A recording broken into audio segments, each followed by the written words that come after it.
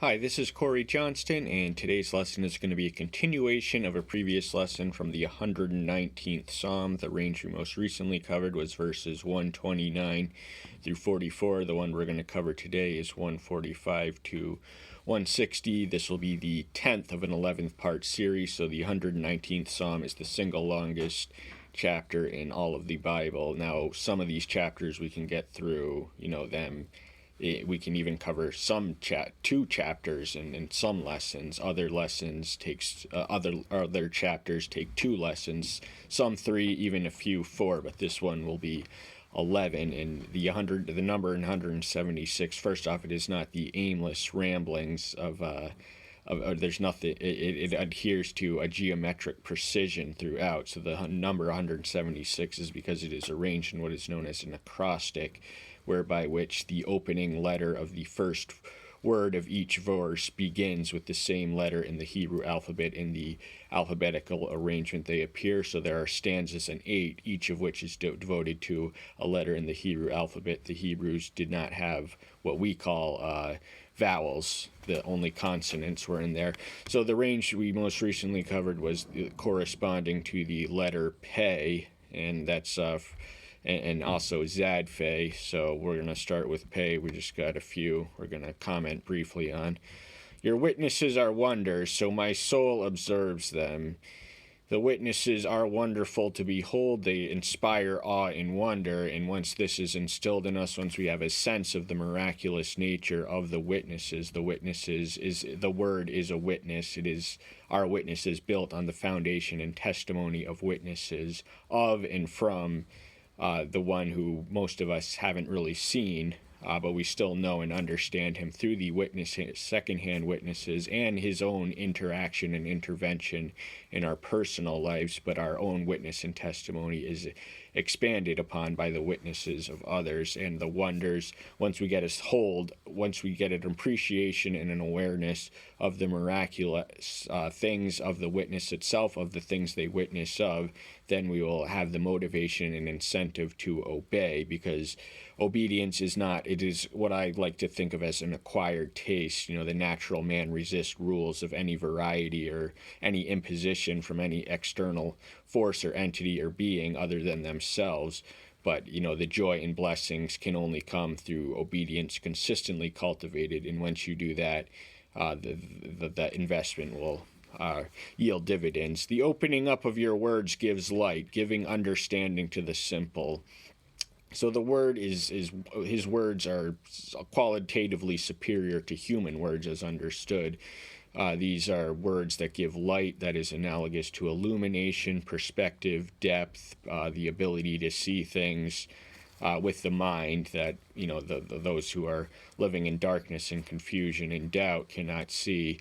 And there is hope for the simple. A simple one is one who is not yet wise, but does not have the foundation. Upon the simplicity exist the foundation upon which wisdom can be built. So there is no hope for a fool, but there is hope for the simple, and we must approach the we tend to overcomplicate it. I know I certainly do, but try and approach, the words with a simplicity of mind and appreciate them for their simplicity. 133, establish my footsteps by your word, and let no wickedness have rule over me. So he's yielding his will and his walk all the way upstairs by his word. That's how he wants the feet to march, according to his ways, his words, his wisdom, his commandments, everything that is in his word. He wants his footsteps to obey. And the presence of wickedness is always a real and present danger, and we should pray for deliverance from evil. The psalmist was evil was not an alien abstraction to this psalmist. Whoever he was were personally preferential to the possibility that it was Ezra, but we have no way of proving that.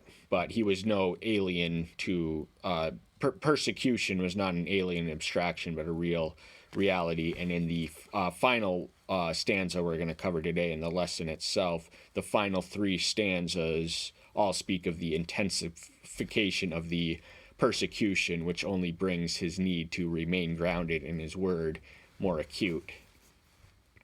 Streams of water have run down from my eyes because they did not keep your Torah.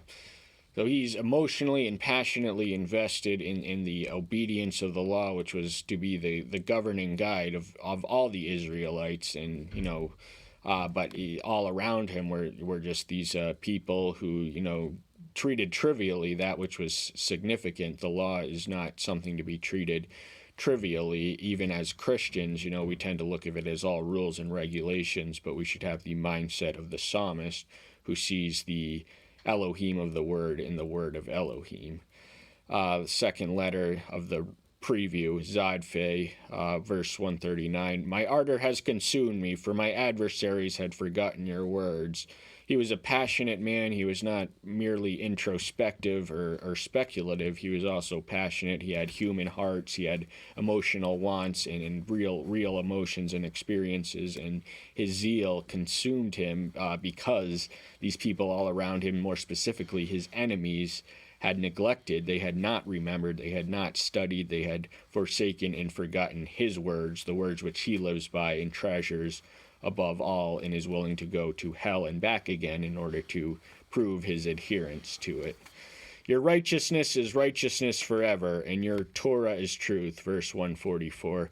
So there's an element of eternality of everything that Yahweh is and everything that he does, his righteousness, because he is righteous and he is eternal. That means his righteousness, one of his attributes, is by connection eternal. And the truth is eternal. For instance, 2 + 2 will always equal 4. It was that truth, is set in stone from the mind of the law of the universe's omniscient architect.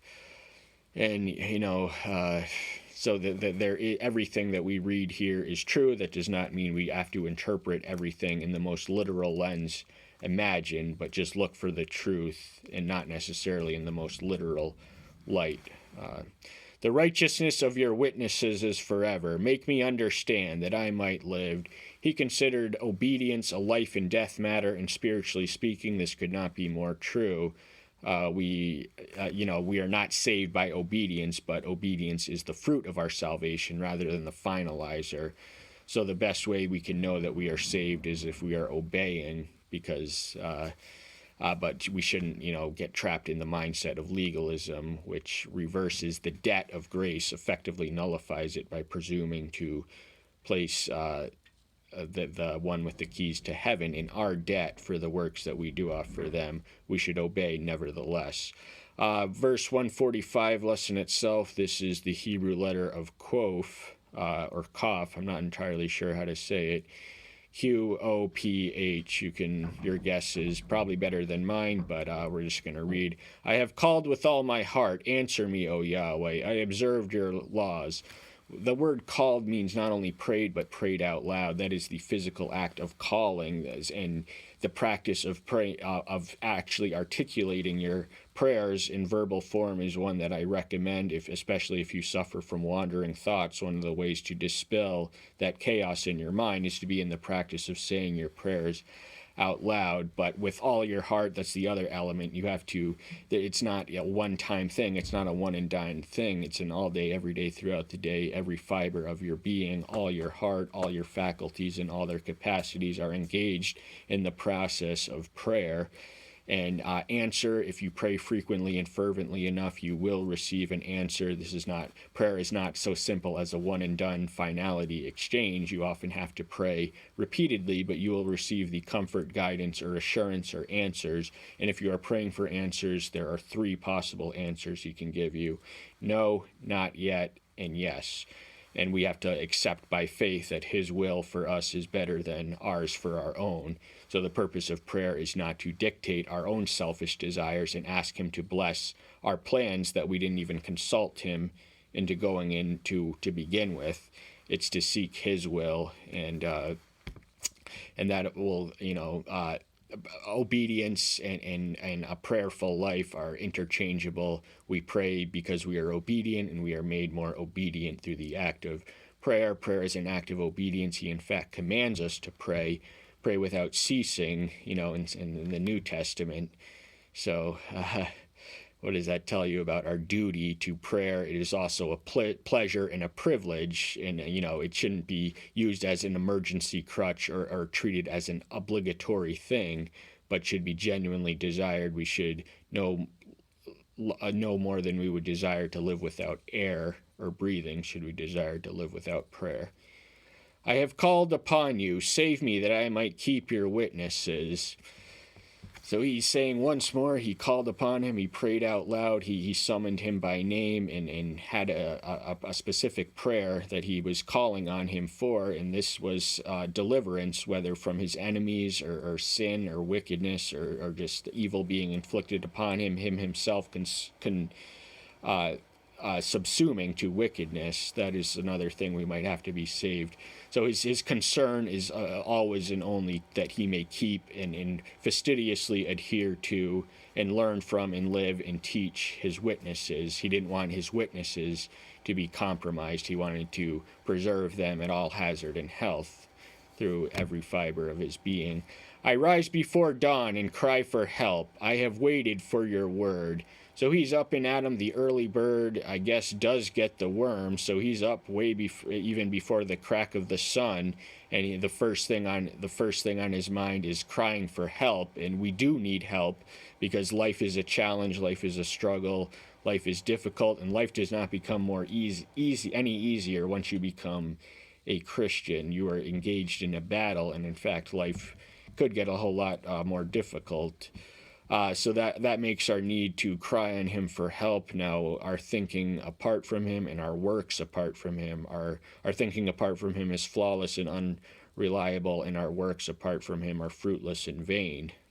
So everything has to be derived from his help, and we can receive that help if we wait on his word. This is to be patient. So it's not, you don't read a chapter or a verse one time and then just put it away. You have to wait on it, be patient, and eventually it will speak to you. So one of the practices I like to recommend in reference to the book of Psalms is to be in the practice of reading 5 a day. So there are 150 Psalms. Many months have 30 days in them, and you can this will inform and influence your own devotional life. My eyes have gone before the night watches to study your word. So whether before the dawn, this psalmist must not sleep, because even past midnight he's still up, and he's alert and attentive. He has the watchman's mentality of studying his words. So he is a servant, but he is also a student. And of course, he would have been a teacher, and he teaches us a lot of the devotion. This is his expression of devotion. It's his love ballad to the law. So he has a lot to teach us on the law. But one of the things the teacher consistently emphasizes is his status as a student, and woe unto the teacher who ceases to be a student, because you cannot teach if you are not learned or learning. Hear my voice according to your kindness, O Yahweh. Revive me according to your justice. So kindness and justice, these are two things which emanate from and derive from divinity. And he's praying for him to, now he's made plain that he's calling out loud. He's praying verbally and articulately, but now he's praying specifically that he hears what he's saying. And this is an act of kindness for him to deign so low to even dignify man to the elevated status of affection that he beholds us in and as. And the rejuvenational potential exists in his justice. So the psalmist knew he had been persecuted for the sake of the word, for the sake of the Torah. And he wanted, but he sought his life even as his life was threatened. He regarded the observance of the Torah as a life and death matter. Those who pursue mischief have drawn near; they have been far from your Torah. Mischief makers. Now there is no endorsement of mischief in the Torah or even in the word. Mischief is just destructive, capricious, arbitrary activity for no constructive purpose save the sadistic amusement of sinful people. So those who, these people were a real and present danger to the psalmist, and he notices by their sheer proximity of their exposure, he knows how far away they are from the law. He also knows how close he is to the law. It is on the forefront of his mind, the center of his heart, and everywhere else that it needs to be. But just the paradox of them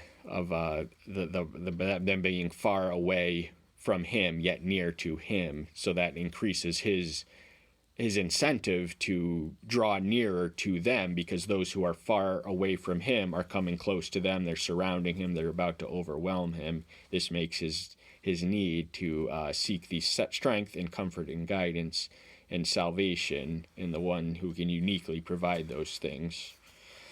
And as we get to the final stanza today, it's going to be a lot more. The persecution is going to intense for the final 3 stanzas. The final 2 is all we have left to do after we do this one.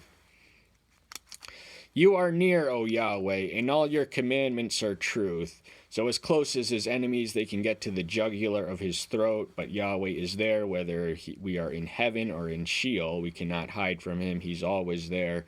He's an omnipresent being. That means he's everywhere at once. That doesn't mean that this pencil is God. God is not in this pencil or anything. This is not an endorsement of the erroneous theology of pantheism, which observes no distinction between divine and common. But he is everywhere. We need him to be, and we need only look for him. He is literally all around us at all places at all times, and our conscious contact is what enables the awareness from which the appreciation of his presence can only spring.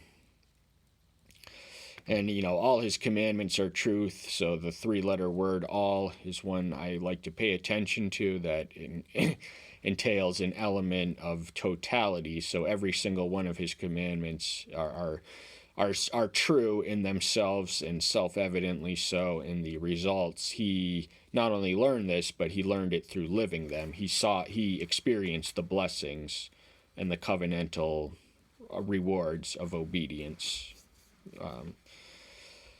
Of old I have known your witnesses, that you have founded them forever. So the witnesses are ancient, but they emanate from one who is eternal, ancient and eternal. Eternal is a whole nother dimension of ancientness than mere ancientness.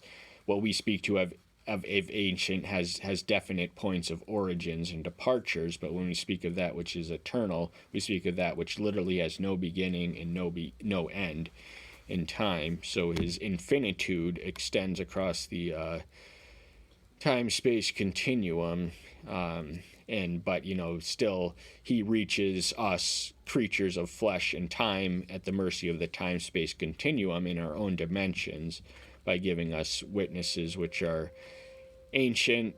So there is a source of wisdom and tradition, and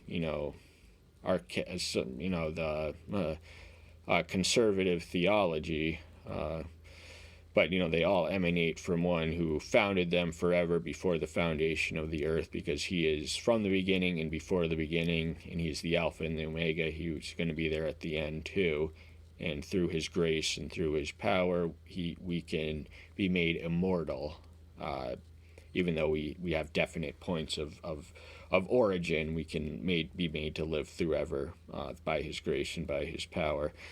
Second stanza, this corresponds with the Hebrew letter Resh, verse 153. See my affliction and deliver me, for I have not forgotten your Torah. The psalmist is not bargaining with Elohim, but he's just asking him. He's not saying, if you scratch your back, I scratch your back. Say, I haven't forsaken your Torah, even though all these things are around me. He's just asking him to, still seek the solace through, the Yahweh of the Torah and the Torah of Yahweh are one and the same from his vantage point. So, they are the rock of his salvation, which can, now, no matter what circumstance you may find yourself in, God is greater than every single one of our circumstances. So there is no affliction that he cannot deliver us from.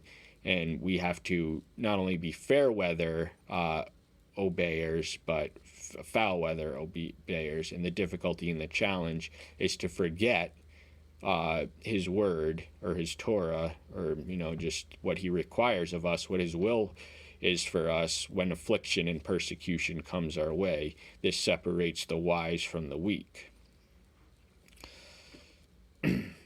Plead my cause and redeem me. Revive me according to your word. So once more we read that the rejuvenate, we read that word once before, the revival. I forget exactly where, but the rejuvenation and quickening potential. That word quicken means life-giving. So his word is a fountain of life. But in the clause before that, he speaks of pleading my cause and redeeming me. Now the psalmist is writing from an Old Testament perspective, and we who are in the New Covenant, we know who pleads our cause, who is our advocate, who is our redeemer. He held on to the hope of the promise which was contained in the words, but he did not know what we now know about the operation and the division of labor within divinity in reference to prayer. So we offer our prayers to the Father in heaven, Yahweh, and we offer them in the name of the Son who's interceding on our behalfs, and we offer them in the power and then in the presence of the Spirit, because apart from him, the things of the Spirit cannot be understood divorced from the Spirit. So it's never a private affair. It involves many people working in tandem if you are praying properly and correctly. Deliverance is far from the wicked, for they have not sought your laws, and implicitly they have no one to blame but themselves. So this is where the foxhole atheist comes in. They get themselves into emergency situation, and the God that they had neglected and ignored and just pretended didn't exist and belittled and obscure, they're going to be crying out for deliverance when their emergency hour comes, but there's going to be no one to rescue them, because they will have severed their contact with the one who made them. So the wicked are consigned into their own alienation, and it's an alienation that they embarked on their own initiative, and have no one to blame but themselves. And one of the marks of the wicked is they do not seek, they do not study, they do not read, they do not heed, they do not learn, they do not love, they do not live the law. They look at it in a whole different way. They think of it as an external tyrant, whereas we look at it as a benevolent liberator. Your compassions are many, O Yahweh. Revive me according to your judgments. So compassion is alternately translated as mercy, and his mercy is manifold. I'm often confronted with the question of, if your God is so good and so powerful, why do good things happen to bad people? And I tell them I won't answer the question until you ask it the right way. And they say, what do you mean? It's my question. And I say, well, let me answer your question with another question. If my God is so good and so righteous, why hasn't he killed me in my sleep for what I thought, said, and did yesterday, today, and the day before that?